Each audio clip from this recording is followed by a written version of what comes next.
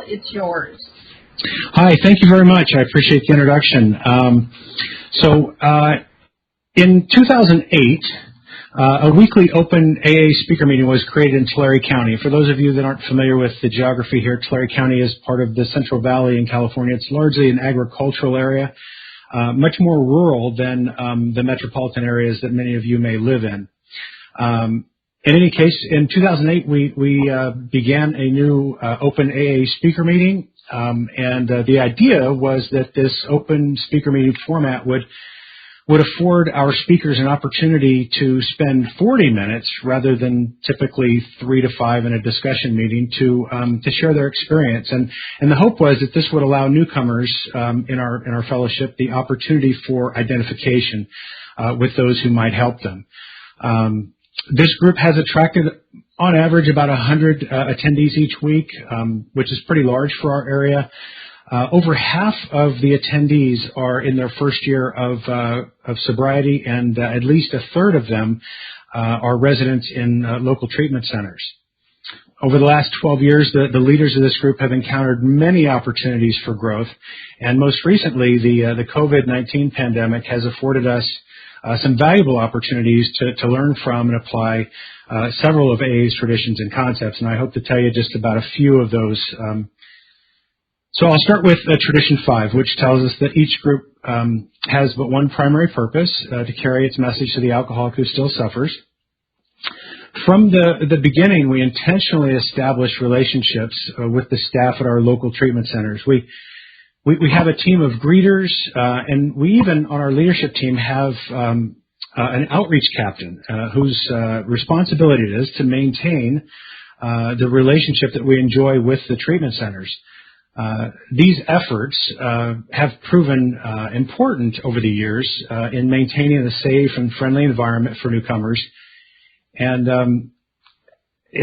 for one reason or another, it seems like that's not always an easy thing for alcoholics to do. So in March, most of our meeting spaces most of the facilities where our meetings were hosted were closed.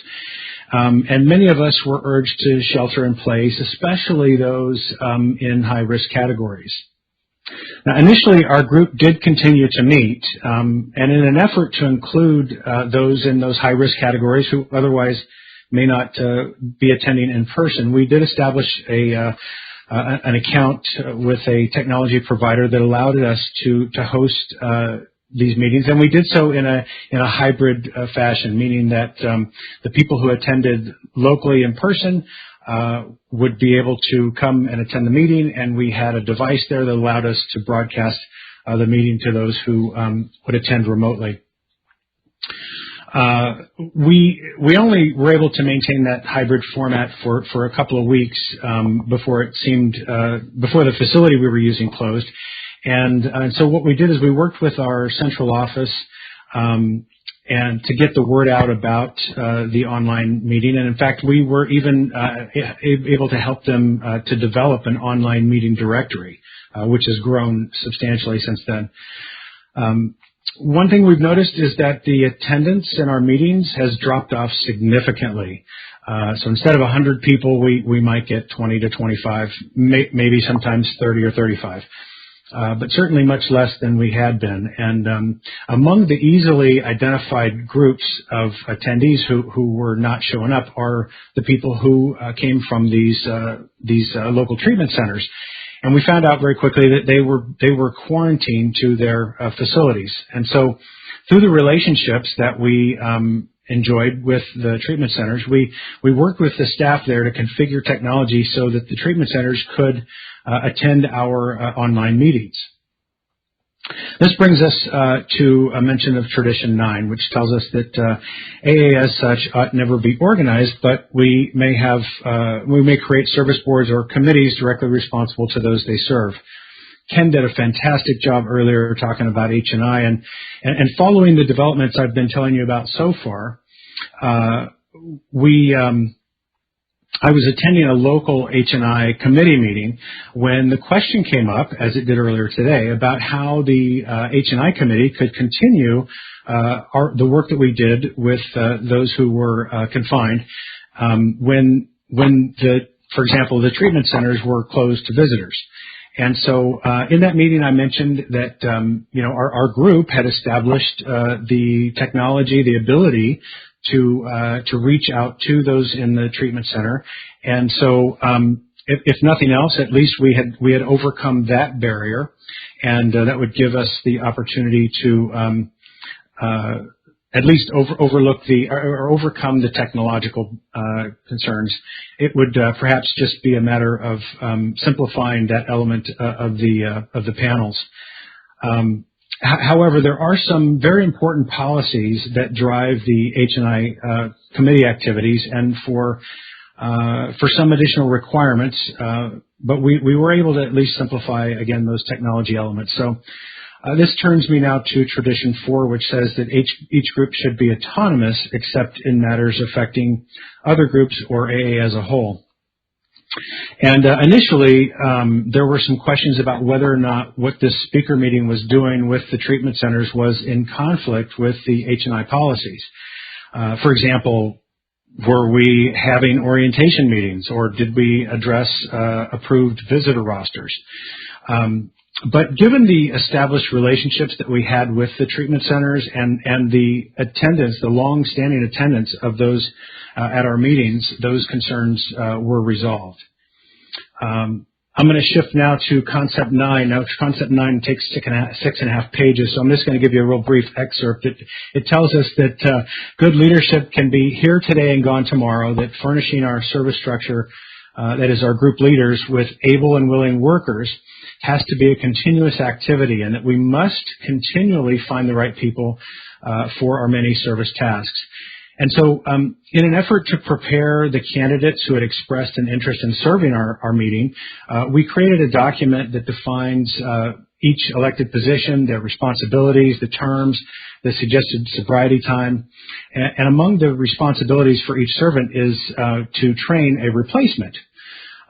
We have had some struggles with rotation, and we've even elected ill-equipped leaders in the past, but the measures that we've taken seem to be helping to reduce these issues, and it's been beautiful to watch newcomers become servants and then evolve into real leaders within our fellowship. This turns me now to Tradition 1. I'm going to read from the long version. It says that each member of Alcoholics Anonymous is but a small part of a great whole. AA must continue to live, or most of us will surely die. Hence, our common welfare comes first. But it warns us, individual welfare follows close afterward. So there's lots of different angles that I could take on this, but the one I'm going to choose to take is this idea of out of sight or out of mind. I try to capture people's AA birthdays for my calendar so that I can call or text them on their anniversary. I think it was an assignment that was intended to help me learn how to be a little less self-centered. And as a result, now nearly every day I reach out to at least one AA member. And I can't help but notice there are a growing number of my fellows who I haven't seen in months. It seems to me like our fellowship is really, really fractured at the moment. And it's almost like we now have two types of AA members, those who insist on meeting in person or not at all, and those who are willing to only meet online. And there are a few of us who kind of walk the line between both of those, and to me it really seems like there's a great deal of friction between those two camps. So I continue to hear a lot of belly aching about the Zoom meetings, and I suppose I should expect this because my default instinct is to be chronically discontent. I suspect that my optimism for online fellowship is influenced by my exposure to online technology at work. I do believe, however, that some part of my optimism for technology we're relying upon today are the vast resources that it makes available, the flexibility it affords, and most importantly, the the number of newcomers it's put in my path. I'm working with more newcomers in this digital age than I have in recent years, and I don't know what this normal is going to look like, but I do hope that we don't lose some of the great benefits that this digital age has brought about. I'm running short of time, but there's also a Tradition 7 element that we've allowed groups to digitally contribute, and and through that we've been able to match all of last year's contributions in just 2 months, and in 4 months we've more than doubled that. So I do see some great things ahead, and I want to thank you for the opportunity to participate in this unique conference. So thank you very much.